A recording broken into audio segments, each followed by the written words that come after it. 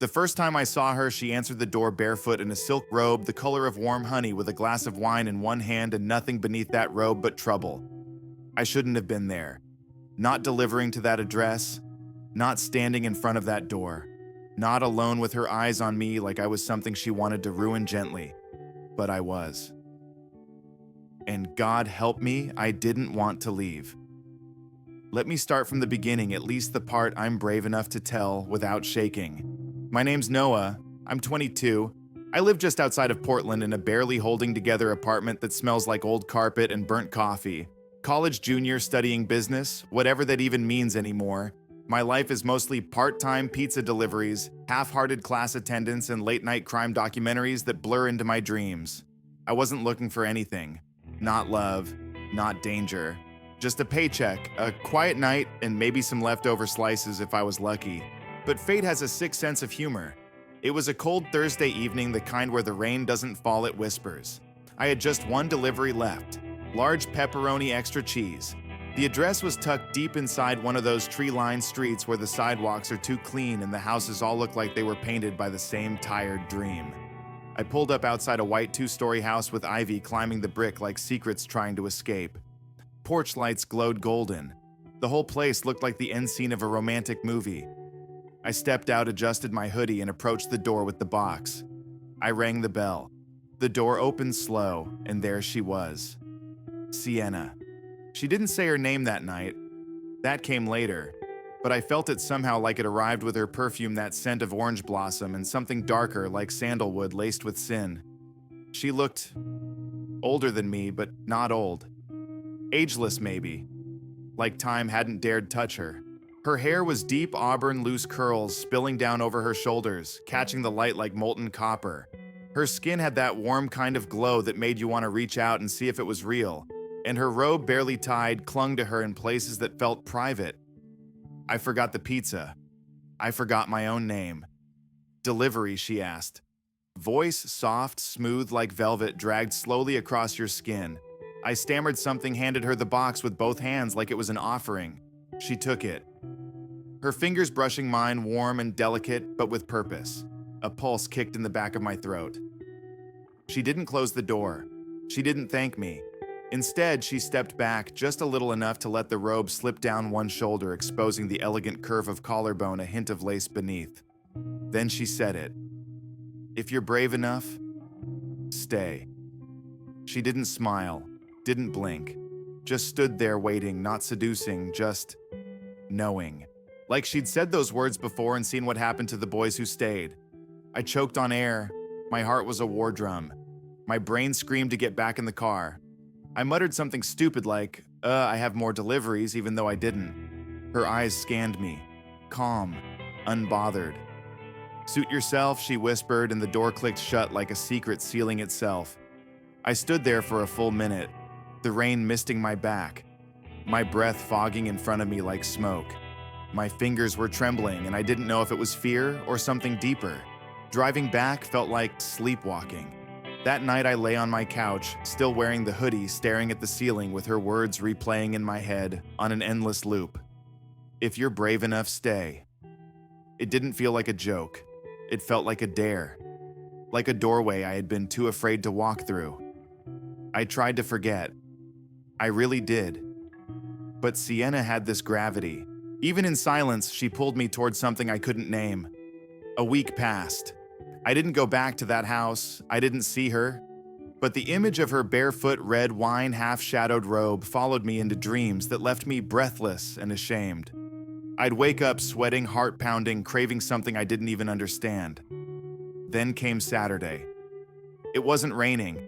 For once, the sun broke through the gray like someone up there was trying to give me a sign. I decided to walk to the park near my place, needed air, needed distance from my own thoughts. And that's when I saw her. Sienna. Sitting alone on a bench near the pond, legs crossed, one heel dangling from her foot, wearing sunglasses and a green wool coat that hugged her like a second skin. Her lips were parted just slightly as if caught mid-thought. She looked unreal, like a painting that didn't belong to this world. I froze. My body screamed to keep walking, act casual, but my feet disobeyed. She turned her head. And our eyes met. Her lips curled into a smile. Not the kind you give a stranger. The kind you give someone you've already undressed with your imagination. I swallowed. Hard.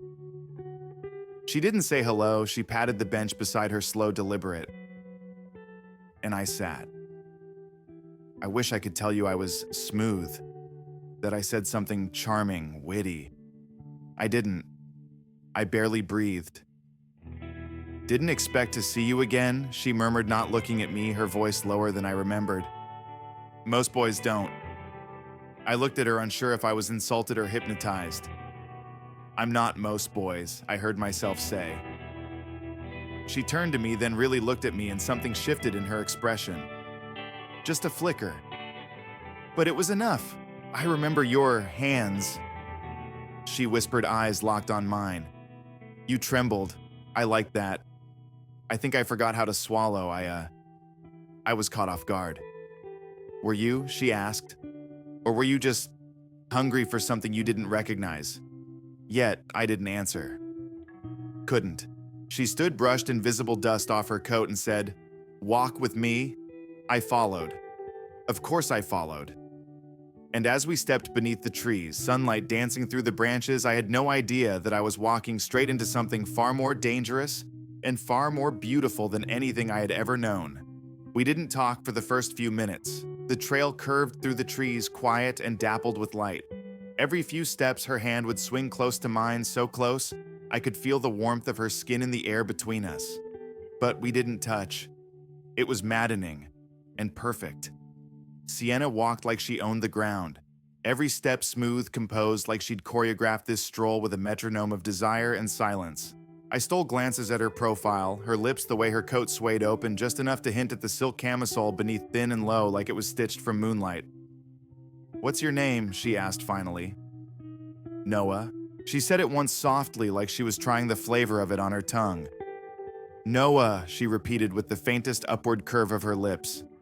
"You look like a Noah." Honest. A little lost. I laughed under my breath. "I've been called worse." She stopped, then turning to face me, one brow lifting slightly. "I don't bite, you know," she said, voice laced with challenge. "Unless I'm asked." I felt heat crawl up the back of my neck all the way to my ears. She saw it, of course she did, and smiled. God, that smile. It wasn't flirtation, it was invitation. Quiet, slow burning, like the slow pull of velvet sheets across bare skin. The kind of smile that made you forget your name but remember every place you'd ever been touched. We kept walking. She asked me about college, about what I wanted to do. I told her the truth, that I didn't know that business school was just something to keep my parents off my back. She listened, not the way people pretend to listen, but the way someone listens when they're undressing the parts of you no one else has ever seen. She told me she used to teach literature before she quit and moved west. Too many boys who thought quoting Bukowski made them deep, she said. I wanted quieter things, like... She shrugged. Books, rain, skin. My heart skipped. I didn't know how to respond to that, so I didn't. I just walked beside her, feeling every breath between us, stretch thinner, tighter. Then just as we rounded the corner where the trail dipped near the water, she reached out and took my hand. Not suddenly, not dramatically, just softly. Her fingers slid between mine like she'd done it 100 times. Like we'd always been walking this path side by side, pretending not to know how close we were to burning. I couldn't breathe. The pond shimmered ahead and she led me to the edge where a wooden bench sat under a weeping willow. She sat first, tugging me down beside her with a gentle pull of my hand. Our legs touched, our shoulders brushed. I like it here, she said, eyes on the water. Feels like time doesn't move.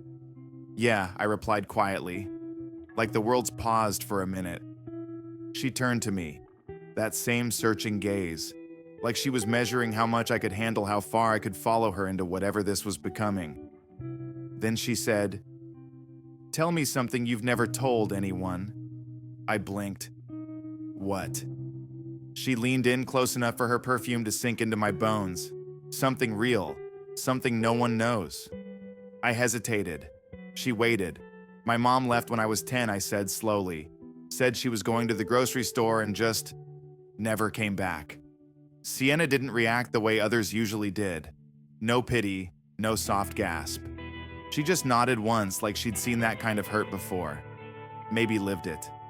"Thank you," she said softly. Then she whispered, "My turn." I turned to her, not sure what I expected. "I used to believe in forever," she said, "but not anymore. People don't stay. They come in, ruin you beautifully, and then vanish." "Not everyone," I said too quickly. She smiled, not because she believed me, but because I did. And then she leaned in and kissed me. Slow, tender, but not hesitant. Her lips were warm, tasted faintly of wine and something floral. The kiss wasn't desperate. It was measured, like she wanted to savor the first taste of something forbidden. When she pulled back, she rested her forehead against mine. "You're trembling again," she whispered. I was. She stood up then and tugged me with her. "Walk me home." We didn't speak the rest of the way. My hand stayed in hers. My mind spun in spirals of what if and what now. Her place was only a few blocks away. A narrow brick building with ivy crawling the front and tall windows flickering with lamplight from within. We climbed the stairs in silence, her hand still in mine. At her door, she paused. "I won't ask you to stay," she said quietly. "But if you do, don't lie to yourself about why." I didn't answer. I just looked at her, really looked at her. The silk blouse beneath her coat clung to her like fog clings to skin. Her collarbone curved like a question I didn't know how to ask. Her lips parted just slightly, and I felt something in my chest crack open. She opened the door, stepped inside, left it open behind her. I stood there, heart-thundering rain starting to tap against the window above, and then I stepped in, because I was brave enough, or maybe foolish enough. But I knew this, whatever happened next wasn't going to be casual. It wasn't going to be safe. It was going to be something else entirely. Something I wouldn't be able to walk away from without leaving pieces of myself behind. Her apartment smelled like vanilla and shadows. Not the synthetic sweetness you get from a candle, but the kind that lingers in worn silk and quiet confessions. It was warm inside, soft lit like a memory you're scared to wake up from. The walls were lined with books, the kind that looked like they'd been touched red felt.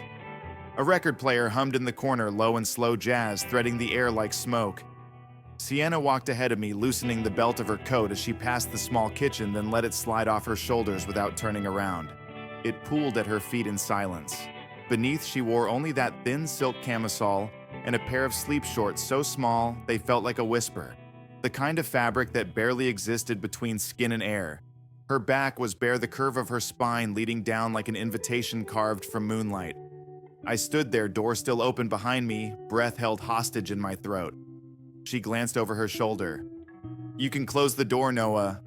I did. Not because I was ready, because I already knew I wouldn't leave. She walked into the living room barefoot, her every movement a soft unraveling. I followed like a tide, powerless, drawn to the shore of her. On the coffee table, she placed 2 mugs. Steam rose from one of them. "I made you tea," she said, turning with that same calm composure. "Chamomile. Helps with nerves." I took it with both hands, trying to mask the tremble. "You always do this?" I asked quietly. Her gaze flicked to mine. "What's this, invite strangers in?" Her smile deepened, slow and wicked, but never cruel. "You think you're a stranger?" I didn't answer, because I didn't feel like one. Not anymore. She sat on the couch, tucking one leg beneath her, patting the space beside her. I obeyed. We sipped in silence. Not awkward silence, charged silence. That kind of quiet where words become unnecessary, where the space between you hums with something hotter than sound. She leaned back, eyes half-lidded, head tilted as if listening to some invisible rhythm. Then she asked, "Do you know what I saw in you?" I shook my head. She leaned in slightly, her voice a brush against my cheek. Hesitation. It's beautiful when it's honest. Most men pretend. You didn't. I didn't know what to say. Good. She set her lips almost touching the rim of her mug. The ones who know what to say usually say the wrong thing. I swallowed. She set her tea down, then turned toward me, one hand drifting to the hem of her camisole. She played with the edge, idly drawing soft little circles against her own thigh. The silence turned fevered. Her skin gleamed in the lamplight's soft golden warm, like skin you only imagine in dreams and regret not touching once you wake. Her shoulders were relaxed, but there was tension under the surface, a coil of something unnamed. Then she whispered, "Tell me what you're afraid of." "I don't know," I said. Losing control. She didn't laugh. She didn't blink. Instead, she reached forward and touched my hand light as breath, but enough to quiet every other sound in the world. "Then don't control it," she murmured. "Let it pull you under." I exhaled. She moved closer. Her thigh brushed mine, her fingertips trailing the inside of my forearm like she was reading a secret I didn't know I was carrying. It wasn't lust, not in the raw teenage sense. It was something much heavier, much more dangerous. Permission. Sienna didn't demand anything. She offered it. And somehow that made everything more intense. Like she knew exactly where to touch without touching at all. We didn't rush. We didn't fall into each other. We unfolded. She leaned in, and when our lips met, it wasn't frantic, it was slow exploratory. Her mouth tasted like warmth and winter fruit. Her hand slid to my neck, fingers threading into my hair like she'd always known the shape of my skull. I kissed her back. Tentative then, deeper, following her rhythm. My hands rested on her hips, not gripping, just feeling like holding something rare and breathing. When she pulled back, her eyes were heavy but sharp. "Do you still think this is a mistake?" "No," I whispered. "I think it's exactly the thing I'll never forget." A sound escaped her lips, half sigh, half something darker. She stood, and without a word she walked toward the hallway, then turned just once and said, "Come with me." I followed. Of course I followed. Her bedroom was dim, the curtains drawn but not tightly, the light outside filtered through like smoke through gauze. Her bed was unmade sheets tangled like a story already in motion. She didn't light candles. She didn't put on music. She just stood at the edge of the bed facing me, her fingers at the hem of her camisole. And in that moment I saw her, not just her body, which was curved and soft and intoxicating in every way a woman can be, but her guard. It wasn't down. It was carefully unbuttoned layer by layer in front of me. A gift. A risk. She slid the silk over her head and let it fall. I won't tell you everything that happened next. Not because I'm ashamed, but because some things aren't meant to be narrated. Some things are meant to be felt in the dark, in silence, in skin and heartbeat and breath that tangles in sheets like it doesn't want to leave. She didn't own me that night, but she marked me, in the way her lips wandered slowly across my collarbone. In the way she said my name, not loudly, not in hunger, but like a question she finally had the answer to. And I gave her all of it. My hunger, my ache, my fear, my truth. Later, wrapped around each other in the hush of post-storm calm, her fingers traced circles on my chest. My heart was still racing. She could feel it. "Why me?" I asked. She stared at the ceiling, thoughtful. "Because you didn't look at me like a conquest. You looked at me like you didn't know whether to worship me or run." I smiled. "Still don't." Her voice softened. "Then maybe stay until you decide." I didn't sleep much that night, but not because I was afraid, because for the first time in a long time, I didn't want to miss a single second. The morning didn't arrive, it seeped in. Like honey through lace curtains, it slipped into the room in golden streaks, catching the curve of her hip, the soft bend of her back, as she lay half-turned away from me. The sheet was wrapped around her like silk fog, her bare shoulder exposed, kissed gently by light. I didn't move, because I didn't want the spell to break. She was still, breathed steady. A lock of auburn hair curled across her cheekbone. I wanted to memorize her in that moment, the impossible softness of her, the delicate defiance in the way she took up space without apology. This wasn't love. Not yet. But it was something. Something that rattled my bones. Eventually, she stirred, eyelids fluttering open with a quiet sigh. "Hey," she murmured, her voice rasped by sleep. She turned to face me, her palm slipping under her cheek. That sleepy smile, unguarded, almost shy, hit harder than any kiss. "Hey," I whispered back. We stayed like that for a while. Quiet. Tangled in nothing but breath and linen and the feeling that the world had been reduced to this room. This bed. These two bodies figuring out how to orbit each other without crashing. "I like mornings like this," she said eventually. I nodded. Me too. I don't get many. I hesitated. Why not? Sienna stretched slowly, the blanket shifting to reveal more of her skin light catching on the slope of her rib cage, the subtle rise of her breast beneath the sheet. She didn't cover up. She didn't need to. Because there was nothing performative about her nakedness. It wasn't about seduction, it was about freedom. Most people leave, she said simply. I swallowed. I didn't. No, she said, eyes locking on mine. You stayed. And I knew she wasn't talking about last night. She meant emotionally. The way I didn't rush to define her. The way I didn't ask questions I wasn't ready to hear the answers to. She rolled closer, her legs sliding over mine, skin to skin beneath the sheets. Her hand trailed across my stomach, lazy and warm. You think you're ready for something like this? She asked softly. Are you? I shot back. Her lips curved. Touché. Then without warning, her mood shifted like a gust of cold air slipping through a crack in a sealed room.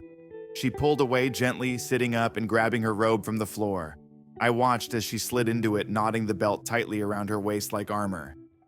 I'll make coffee, she said, voice distant now. I nodded, unsure what had changed, but sensing it had. The kitchen was filled with the quiet hum of the espresso machine and soft clinks of porcelain. I stood in the doorway wearing nothing but yesterday's jeans and a head full of static. She handed me a cup, her fingers brushing mine again this time. Cooler. Measured. I leaned against the counter. Did something happen? No, she said too quickly. Then not yet. I studied her. The way she avoided my eyes. The way her shoulders were just a bit too straight. You're scared, I said. That got her. She glanced up, eyes sharp. Of what of this? I gestured between us. Whatever this is becoming. She looked away. Don't be ridiculous. I'm not. Silence. The tension stretched like piano wire, thin taut humming. Then she said it. Soft. Quiet. I wasn't supposed to let you in. I set the cup down. You didn't, I said. I let myself in. Her lips parted, whether to argue or admit defeat I wasn't sure. But before either could happen, her phone buzzed. She glanced at it. Paused. Then pressed the screen face down on the counter. I noticed the change instantly. Her posture stiff and jaw tight. Who was it? I asked before I could stop myself. She didn't answer. Instead, she turned and walked to the window, pulling the curtain aside just enough to peek out. I followed. Sienna. She exhaled. It's complicated. The words no one ever wants to hear when they've just spent the night wrapped in something that felt uncuttable. Is it someone else? I asked, my voice more steady than I felt. She turned, and for the first time I saw it. The crack in her calm. No, she said. Not exactly. Not exactly. She walked past me, grabbed her pack of cigarettes from the side table, lit one with a flick that said she'd done this hundreds of times. She took a long drag, exhaled out the open window. I was married, she said finally, a long time ago. I waited. She went on. It ended, violently. Not fists, not bruises, just emotional landmines, lies, control. When I left, I made a vow to never let anyone own me again. I swallowed. I'm not trying to own you, I know, she said, but that's what makes you dangerous. The room fell quiet. She put out the cigarette halfway through, walked toward me again, slower this time, stopped inches away. I didn't expect you, she said. I wasn't looking for you. Me either, I whispered. I thought maybe you'd be a spark, a breath, something fleeting to keep the shadows away. And now she looked at me, and this time it was raw. No performance, no veil, just her. I don't want to hurt you, Noah. I'd rather be hurt than be nothing to you at all. A pause. Then without a word, she leaned in and kissed me again. But this time it wasn't about seduction. It was about fear. About clinging to something before it slipped away. Her fingers twisted into my hair, her breath fast, needy. Her kiss deeper, messier. She pressed into me and I felt it, all of it. The history in her spine. The fire under her skin. The ache for connection she didn't know how to name. She pulled back, lips swollen, eyes wet. You need to go, she whispered. My chest clenched. What just for now? Please. I wanted to argue. I wanted to stay. But something in her eyes said this wasn't about me, so I kissed her forehead. Quiet. Careful. Okay. She walked me to the door, robe clutched tighter around her. I'll call you, she said. I didn't believe her, but I nodded anyway. Then I left. And for the first time in a long, long time, I was terrified. She never called. Not that day, not the day after, not even the week after. Every morning I'd wake with the instinct to check my phone before I even opened both eyes. And every night I'd fall asleep, still hoping the vibration I felt in my pocket was her name lighting up my screen. It never was. The ache wasn't loud, it was quiet, persistent, like something unraveling in the dark. I tried to keep moving, delivered pizzas, showed up to class, pretended I still lived in the same rhythm I did before she opened that door and said, "If you're brave enough, stay." But the truth was I had already stayed, in my mind, in the hollow space she left behind. After 2 weeks of silence, I cracked. I told myself I wasn't being obsessive. I just needed closure. Just one answer. I wasn't trying to force anything, I just wanted to know I hadn't imagined it all. The kisses, the ache, the electricity in her laugh when she let her guard down just enough to show me the soft underneath. So I went back to her building. It was gray out, the kind of gray that feels permanent, like the sky had finally given up pretending it would ever be blue again. I climbed the steps to her floor palms, sweaty heart doing something weird between a sprint and a collapse. Her door looked the same, but her name was gone. I knocked anyway. No answer. I knocked again harder. Waited. Still nothing. My throat tightened as I pressed my ear to the door. Silence. And I knew. Something had changed. No, something had ended. I made my way to the leasing office downstairs. The guy behind the desk was middle-aged, worn out in the way people who've stopped caring tend to be. "I'm looking for Sienna," I said. He looked at me over the rim of his glasses. "Sienna Nelson." I nodded. "She moved out," he said, flipping through a clipboard like it was just another Tuesday. "About 10 days ago. Paid up. Left no forwarding info." I froze. "Moved out," I repeated. He shrugged. "Keys turned in. Place is empty." And just like that, the floor dropped. I walked out into the street in a daze, my fingers curled tight around nothing. Her window above was dark, closed, quiet, like she'd never been there at all. No note, no goodbye, not even a message. She was just gone. And that's when the questions began to eat me alive. Had I misread it? Was I just a body she needed to remember how to feel something? Was I a mistake she regretted the second I walked out? Or worse, had she meant every word and left anyway? I told no one. Because how do you explain losing someone you never really had? Weeks passed. Seasons threatened to change, but the air still felt like that morning in her bed, thick with something unfinished. I went back to the park once, sat on that same bench where she first touched my hand, where she first asked me to walk with her. I half hoped I'd see her from the corner of my eye, that she'd appear, that this was all just a strange detour before the next chapter began. But she never came, and eventually I stopped waiting. I started walking home through different streets, ate at different places, changed my schedule, because every familiar thing felt like her ghost was hiding behind it. Still, every now and then I'd hear her voice, in my dreams, in the back of my skull, in that one memory that refused to blur with time. "Tell me what you're afraid of." "You. I was afraid of you. Because you made me feel things I'd spent years building walls to protect. Because you touched parts of me I hadn't even named yet. Because you left before I was ready to let go. But you also taught me something, that vulnerability isn't weakness, that staying even when you're scared is still a kind of courage, that intimacy isn't just about skin, it's about being seen and not turning away. And that sometimes the most powerful connections are the ones that burn bright, burn fast, and leave behind ashes you carry with you. Always. I never heard from her again, but I still think about her. Sometimes when I pass by a bookstore and catch the scent of old pages and jasmine perfume. Sometimes in the way jazz plays low in an empty cafe. Sometimes in the quiet of morning when the sky is the same color as the silk sheet wrapped around her. She was never mine. Not really. But she was real. And even though she left without a goodbye, I still whisper one when I think of her.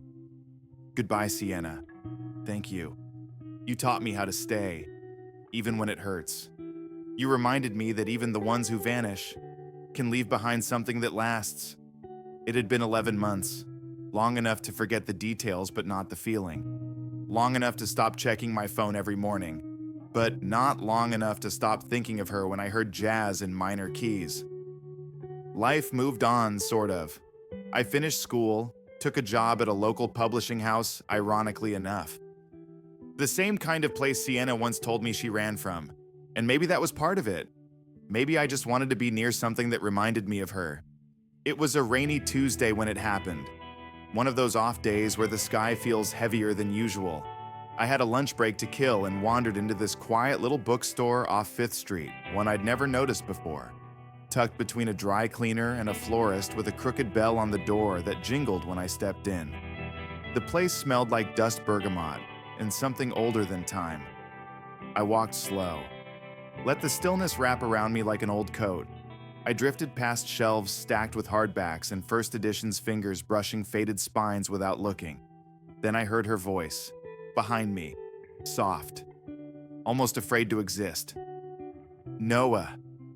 I froze. It wasn't possible. I turned and there she was, Sienna. Holding a copy of The Bell Jar, her hair pulled back in a messy knot, a long cream sweater wrapped tight around her body like armor. She looked the same except more tired.